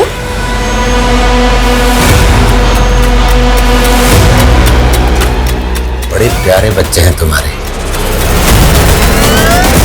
सर, जितना हमने सोचा था उससे कहीं ज्यादा बड़ा मामला निकला। ये तो सबसे पुराना केस 28 साल पहले का है। इतने अरसे में 51 ऐसे रेप केसेस मिले हैं जिनमें सेम मोडस ऑपरेंडी का इस्तेमाल हुआ। इसके अलावा 13 मर्डर केस में और 178 लूट केस में सेम पैटर्न फॉलो हुआ है। मतलब अंगद के जेल जाने के बाद भी केसेस होते रहे। एरिया कौन सा था? राजस्थान के अलग अलग शहरों के केसेस हैं सर। ये 1990 से 94 तक अलवर, 1994 से 97 जोधपुर, फिर 3 सालों तक उदयपुर और उसके बाद 2004 तक जयपुर। और इनमें से कहीं भी किसी भी जगह इस आदमी के खिलाफ कोई सुराग नहीं मिला? 2004 में 3 रेप विक्टिम से कल्प्रिट का डीएनए सैंपल कलेक्ट किया गया था। इस डीएनए को अंगद के क्लोज रिलेटिव के एक डीएनए से मैच करके देखो।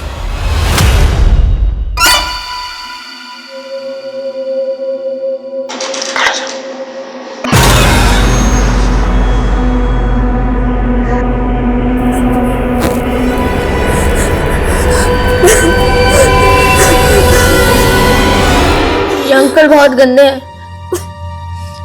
मत खेला करो उनके साथ। तुम माँ को क्यों नहीं बताती हो? तुम मत बताओ, मैं माँ को खुद ही बता दूंगा। नहीं, माँ खुद अंकल के साथ ही गेम खेलती है।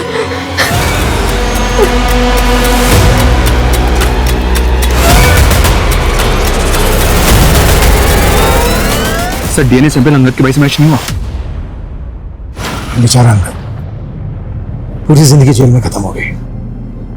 एनीवे, डीएनए सैंपल है हमारे पास। एक काम करो, जितने भी मॉलेस्टर और रेपिस्ट हैं उनके डीएनए से मैच करो। Okay sir.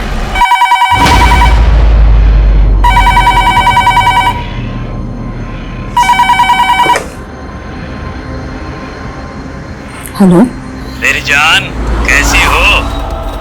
बहुत दुख हुआ जानकर कि तुम्हारी बात पर कोई यकीन नहीं कर रहा।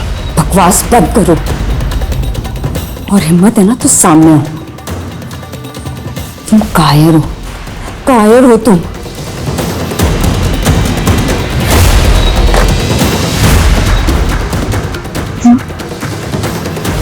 बोलोगे भी? क्या बोलना है तुम्हें? माँ वो अंकल। बड़े मजाकिया बच्चे हैं तुम्हारे। अच्छा बच्चों, मैं बाजार जा रही हूँ, 7 बजे तक आऊंगी। तब तक अंकल के साथ रहना, इन्हें परेशान मत करना।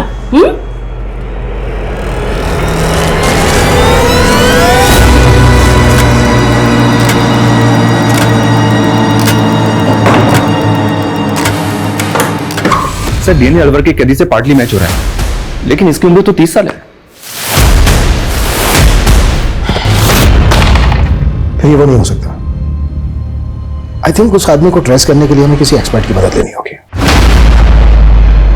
देखिए, ये डीएनए पार्टली मैच हो रहा है, यानी ये कैदी उस खूनी का रिश्तेदार हो सकता है।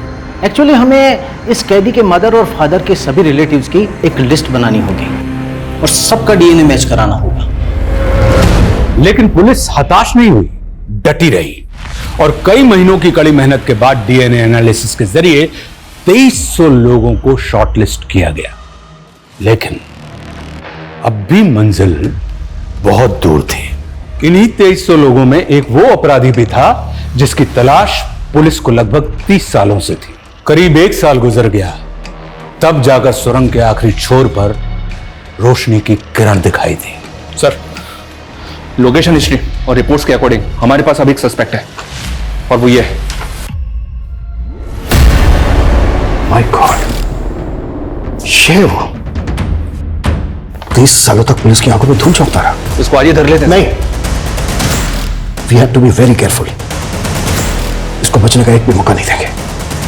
पहले इसके खिलाफ सबूत इकट्ठा करेंगे, फिर तब बचेंगे साले को।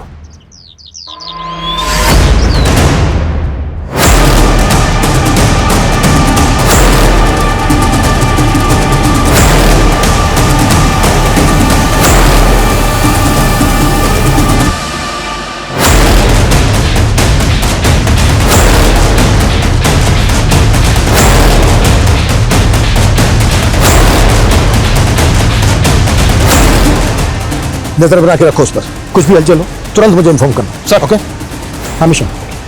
रिपोर्ट आ गई।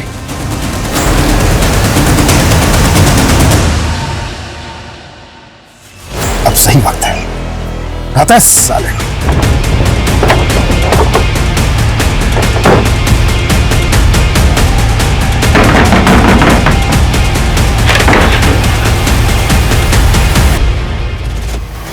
तीस सालों तक पुलिस की आंखों में बहुत धूल झोंकी है तूने।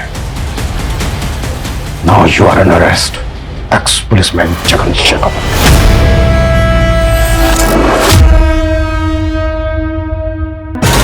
मेरे सौतेले बाप सूरज ने मेरा और मेरी बहन गुंजन का बचपन खराब कर दिया। रेप करता था वो हमारा। तेरे साथ गलत हुआ, इसलिए तो दूसरों के साथ भी गलत कर रहा था। बचपन में जो मेरे साथ हुआ, उस सदमे से उभरने के लिए मैंने छोटी छोटी चोरियां करना शुरू कर दिया।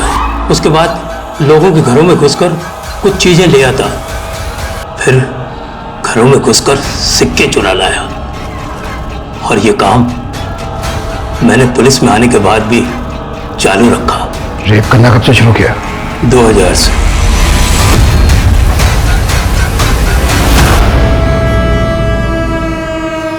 पूजा ने क्या बिगाड़ा था तेरा? गलती पूजा की नहीं, पूरी औरत जात की है। उसी साल दिल टूटा था मेरा।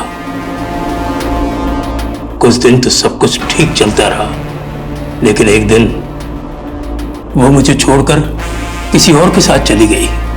तभी से मुझे औरतों से नफरत होने लगी, और उसके बाद मैंने एक के बाद एक औरतों को शिकार बनाना शुरू कर दिया। अंगद को क्यों फंसाया? मेरे सीनियर मुकेश जी की पेट्रोलिंग बहुत तेजी से चल रही थी। मेरा काम करना बहुत मुश्किल हो गया था। मैंने सोचा अंगद को फंसाऊंगा तो पेट्रोलिंग थोड़ी ढीली हो जाएगी और मेरा काम आसान हो जाएगा, और हुआ भी वही। इतने सालों के बाद रीमा को कॉल क्यों किया? मैंने नया सोशल मीडिया का इस्तेमाल करना शुरू किया था, और एक दिन उसी पर मुझे रीमा दिखी। मैंने उसका पीछा किया और मैंने उसका टेलीफोन नंबर उसके पड़ोसी से ले लिया। मैं सिर्फ उसे डराना चाहता था, क्योंकि कोई भी औरत मेरी आवाज सुनकर कांप उठे, ये ख्याल आते ही मुझे बहुत मजा आता है।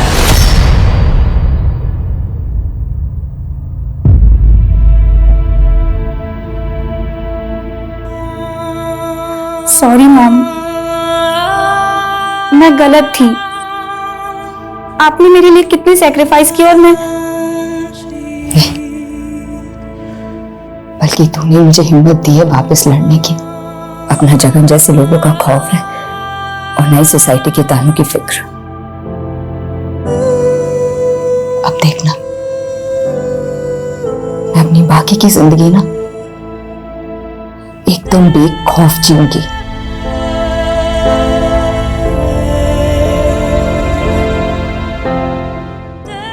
हमारे समाज में बलात्कार करने से ज्यादा उंगलियां पीड़िता पर उठती हैं कि लड़की ने क्या कपड़े पहने थे, क्यों रात को वो बाहर गई थी। ऐसे बेबुनियादी सवाल हमारा यही सो कॉल्ड सभ्य समाज उठाता रहता है, जबकि वास्तविकता यह है कि बलात्कार से अगर किसी का चरित्र कलंकित होता है तो वो सिर्फ बलात्कारी का। इस बुनियादी बात को क्यों आज 2021 में हमें बार बार दोहराना पड़ता है? ये कैसा सिस्टम है जहां एक बलात्कारी को तो आसानी से जमानत मिल जाती है, लेकिन बलात्कार से पीड़ित औरत को सालों साल इंसाफ नहीं मिल पाता? ये चुभने वाले सवाल हमें खुद से और प्रशासन से भी करने होंगे। ये रीमा की हिम्मत ही थी जो वो सालों से अपने अंदर दफन खौफ को मिटाने में कामयाब हुई। रीमा ने जिस तरह समाज के तानों की परवाह किए बिना इंसाफ के लिए आवाज उठाई, वह वाकई अभिनंदनीय है। अब मैं आशुतोष राणा आपसे विदा लेता हूं। हम फिर मिलेंगे एक ऐसी ही कहानी के साथ जो आपको रखेगी सतर्क और जिंदगी को सुरक्षित।